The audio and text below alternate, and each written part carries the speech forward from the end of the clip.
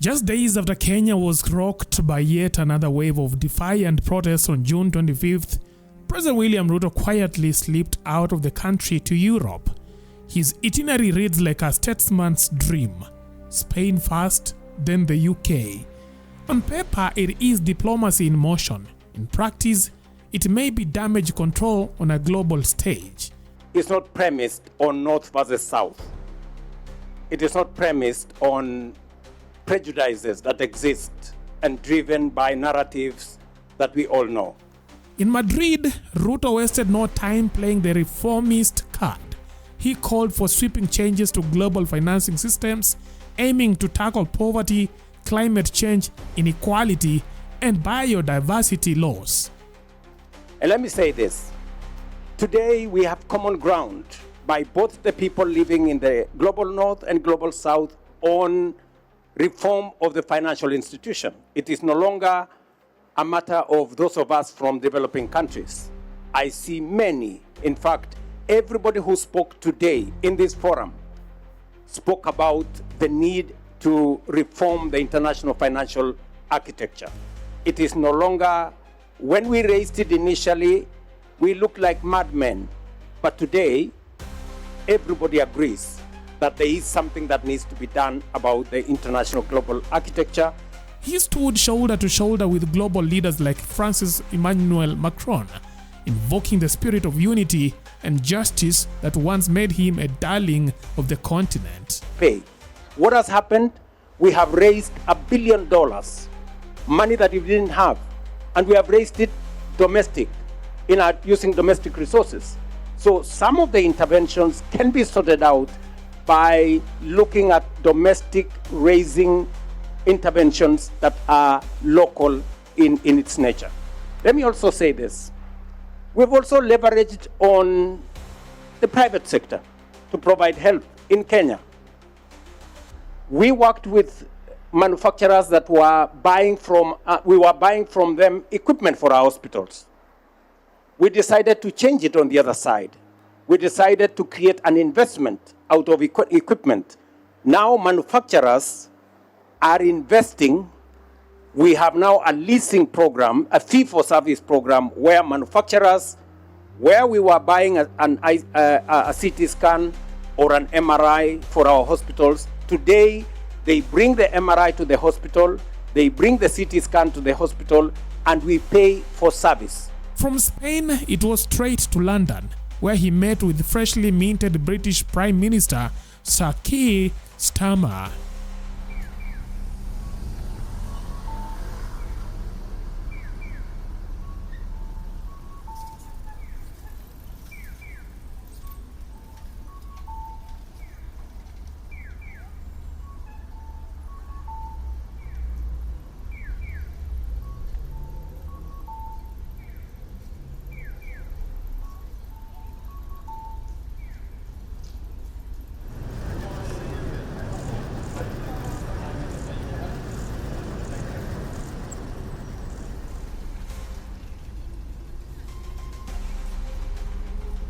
The two signed off on a renewed Kenya-UK strategic partnership for 2025 to 2030.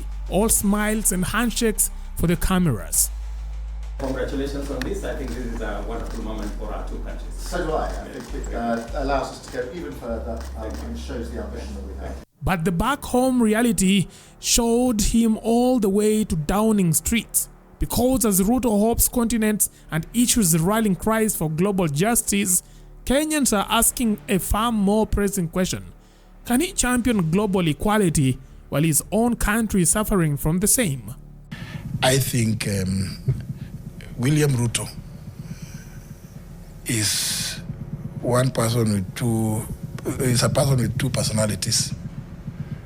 The William Ruto that presents himself to the public is a completely different character from the one that sits behind in the office and crafts stuff. I think that kind of person is quite a dangerous character. I think William Ruto is actually unfit for the position of President of the Republic of Kenya. It is a fall from grace few could have predicted. At home, the Ruto of 2022 hailed as Africa's great reformer, the fearless anti-corruption warrior, the self-proclaimed champion against police brutality, seems like a ghost. Guys, I bring you greetings from Kenya, the land of the greatest marathoners. His early speeches, firebrand and poetic, once inspired a continent. He pledged to end extrajudicial killings and stop political interference in policing. He promised transparency, democracy, and dignity. There will be no extrajudicial killings in the government of Kenya under my administration. Yeah, that is a chapter we must close and weld and bolt and put it behind us. The police, I have sat down with the command of the police from the IG downwards, and we have agreed that they will operate within the law. Operating within the law includes defending themselves. However, 3 years later, the applause has faded into rage. Ruto's administration is now accused of orchestrating abductions, enabling police brutality, and silencing critics with chilling precision. Ruto nipatie mtoto yangu. Ruto nimekuambia unipatie mtoto yangu. Sina mchezo. Ninakuja State House mguu. Na utanipatia huyo mtoto. Unipiga risasi mara 20. I might not die. Seeking for my grandson. Utatoa wako wanakura. Watu wanahangaika. Let me talk the truth. Mheshimiwa Ruto, tunakuomba sisi mama mboga, mama majani, ambayo tulikupigia kura, kama tulikukosea utusamee. Tumekufa mjini, tumekufa pombe kwa sababu yako, kwa sababu ulikuwa unataka utusupport, na Mungu akusaidie Ruto penye huko. Eric Kenyatta wakati alikuwa kikati hatukuumia kama vile wewe huko wakati. Mungu nisaidie, na nimeomba msamaha wakati Kibaki alikuwa, wakati nani Ruto nani huyu Kenyatta takimi Kenyatta huru hatukuumia. Nimeongea Bogota.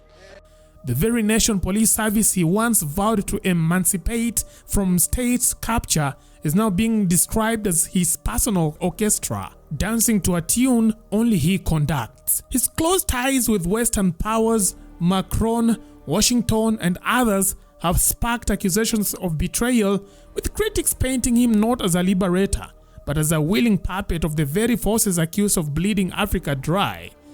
In fact, his UK visit came under fire even before he landed.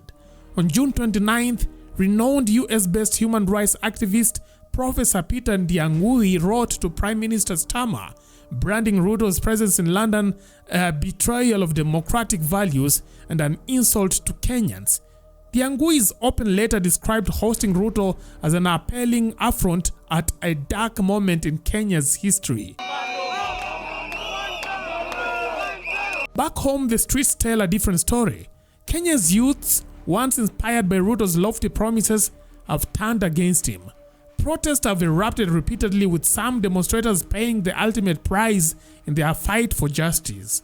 The government's response alleged abductions of critics and attempts to buy loyalty of opposition figures like Raila Odinga has only fanned the flames of dissent. The more the administration tightens its grip, the louder the calls for Ruto's resignation grow. Kuna tear gas, wakifika watu wa mahali wamekusanyika, wanarushia watu tear gas. Sasa hapa wamekanyaga mahali pabaya. Tunajaribu kuambia Kasongo asiporekebisha, hii government yake kama iko hivi Kenya hatutakubali, kwa sababu sisi ndio majority. Desperate to quell the unrest, the government has even turned to elders and the church, pleading for them to pacify a generation that has grown weary of broken promises. There are very few fools in Kenya. They persuade us. If you persuade us, I can also go and concentrate on farming and help in food security, If you have a better plan, but don't ban the country for heaven's sake. We don't have another country.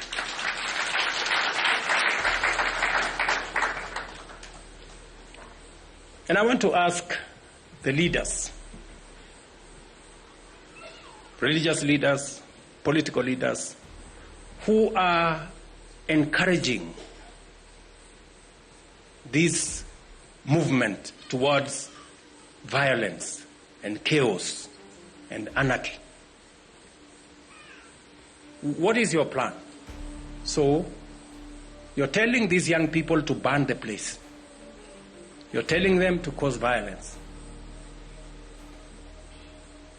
So that what happens? So that we move to where? You know? So these are questions that we need to ask ourselves as Kenyans, you know? Because if we go this route, we will not have a country. Yes. And the country does not belong to William Ruto. The country belongs to all of us. And if there is no country for William Ruto, there is no country for you. You know? So no. So let's really be honest with ourselves and let's be candid. What is it that we are trying to achieve?